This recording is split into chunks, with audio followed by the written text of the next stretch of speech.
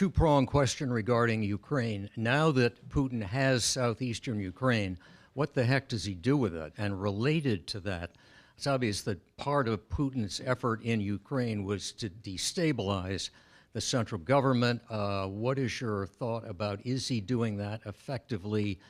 Because there is clear evidence that corruption and other elements that I think nobody expected to evolve are beginning to harm the status of the current government.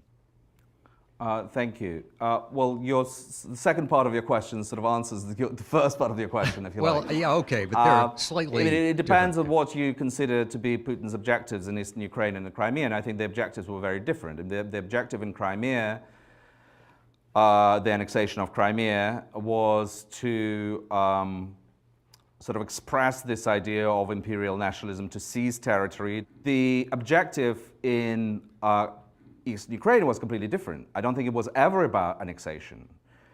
Look, if we just examine the facts, in Crimea, Russians brought the army and seized the territory in 48 hours. I saw this army. It was a well-disciplined, extremely well-equipped, very rapid response military force. Russians didn't do this in eastern Ukraine, not because they couldn't, but because they didn't want to. Because the objective of the operation in eastern Ukraine was not to seize the territory, but to show that any popular uprising of the kind that we saw in Kiev a few weeks earlier, and of the kind that we began to see in Moscow in 2011 and 12 with popular protests, would be followed and punished by bloodshed and civil war.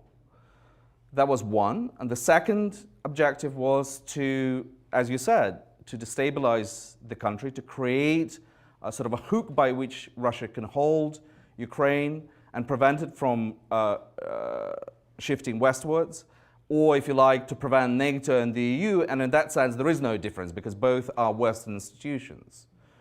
So I think it's a folly to say, you know, it was NATO's fault for sort of, you know, this popular and I think very alarming discourse which is emerging now, that it was the Western fault that, you know, we provoked Russia by NATO's expansion. I think NATO didn't expand far and fast enough. But to prevent Ukraine moving into the West, or the West moving into Ukraine, which is of threat to Putin's system. It is of existential threat to Putin's system. The cost, I don't think, is that massive, to be honest. The fact that the population is unhappy, well, all the better, you know. What does he do with it? He will continue. Has he managed to completely destabilize Ukraine? That is, you know, the jury is very much out on that. I didn't expect Ukraine to suddenly evolve into a law-obedient, you know, clean country. Look, it's a post-Soviet state, and you know, with very weak institutions, with incredibly irresponsible and weak elites, with oligarchs, as you say, but. And it's very easy at the moment to despair of Ukraine. You just read the papers and say, oh no, not again. Not again. We've seen it all before. We saw it in 2004, 2005. There is a huge danger in that attitude because it breeds this sort of fatigue in the West of Ukraine, which I think is incredibly dangerous because getting Ukraine right is still the key element of deterring and making sure Russia becomes eventually a normal sort of modernized state. We can elaborate on that. It's much more important than the sanctions.